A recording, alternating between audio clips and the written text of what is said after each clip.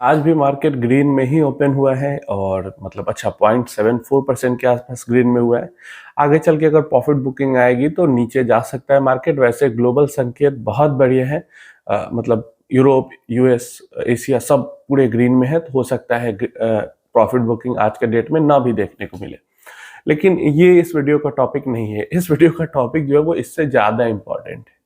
क्या इंपॉर्टेंट है? देखो, जो अभी रिसेंट लोज बने थे 6-7 अप्रैल के आसपास, वहां से जो हमारा लार्ज कैप इंडेक्स है, निफ्टी 50 है जो हमारा, वो ऑलमोस्ट 10%, 9 से 10% ऊपर आ चुका है 7 तारीख से। आज 22 या 23 जो भी तारीख है, 9-10% ऊपर आ चुका है। जो मिड कैप इंडेक्स है वो ऑलमोस्ट 12 से 13% ऊपर आ चुका है। एंड जो स्मॉल कैप इंडेक्स है वो तो 15-16% ऊपर आ चुका है, जो रिसेंट लोज बने हैं वहां से।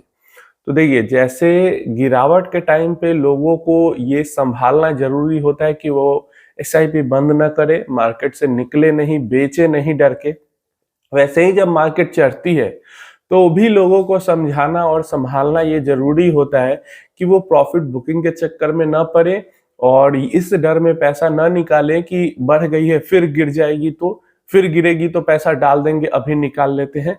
ये भी बहुत बड़ी गलती होती है जो कि इन्वेस्टर करते हैं। माइंडसेट क्या होता है लोगों का, वो मैं समझा देता हूँ, जहां पे वो गलती कर देते हैं और लॉस हो जाते हैं। अभी मार्केट 10% या 15% जो चढ़ी है, अब क्या सोचेंगे इन्वेस्टर कि अभी तो गिरती आ रही थी, आगे फिर गिरेगी ही गिरेगी, तो इसलिए मैं अभी अपना पैसा निकाल लेता हूं, जो प्रॉफिट हो रहा है जब वापस गिरेगी तो इन्वेस्ट कर देंगे। तो जैसे ये नहीं पता होता कि नीचे कहां तक गिर के मार्केट रिकवर करेगी, वैसे ही किसी को ये भी नहीं पता कि ऊपर कहां तक चढ़ के मार्केट गिरेगी। पीछे कई सारे लोगों ने, जो 2022 में गिरावट हुई थी और उसके बाद जो रिकवरी आई, 2023 में जो रिकवरी आई, तो कई सारे लोगों ने अपनी प्रॉफिट बुकिंग करके पैसा निकाला कि वापस जब गिरेगी मार्केट तो मैं पैसा डालूंगा, और मार्केट वापस गिरी नहीं, और इस कारण से उनको वापस उल्टा और हाई लेवल पे ही परचेजिंग करनी पड़ी। तो जो ट्रेडर्स होते हैं वो तो ये उल्टा सीधा अपना, जो डे ट्रेडर है या स्विंग ट्रेडर है, वो अपना उल्टा सीधा ऊपर नीचे करते रहते हैं, उनसे तो कोई मतलब ही नहीं है। लेकिन जो मेरे जैसे, आपके जैसे लॉन्ग टर्म इन्वेस्टर्स हैं, ट्रेडर और इन्वेस्टर में अंतर होता है, ये समझो। जो इन्वेस्टर है, जिन्होंने अपने गोल के अकॉर्डिंग इन्वेस्ट किया है, उनके लाइफ में ये प्रॉफिट बुकिंग और ये सब नहीं होता है।